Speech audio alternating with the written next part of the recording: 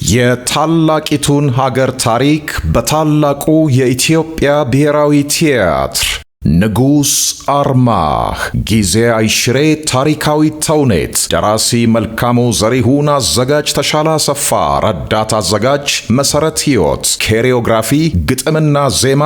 ደጀን ኃይሉ፣ ተዋንያን ተስፋዬ ገብረሃና፣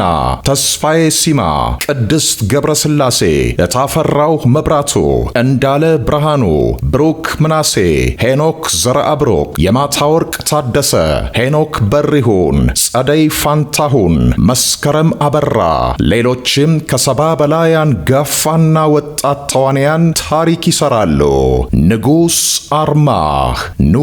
የአገር ፍቅራችንን፣ የእውነት ማደሪያችንን፣ እንግዳ ተቀባይነታችንን ከታሪክ አጣቅሰን መርምር። ዘወትር እሁድ 8 ሰዓት ላይ በታላቁ የኢትዮጵያ ብሔራዊ ቲያትር ታላቅ ታሪካዊ ቲያትር ንጉስ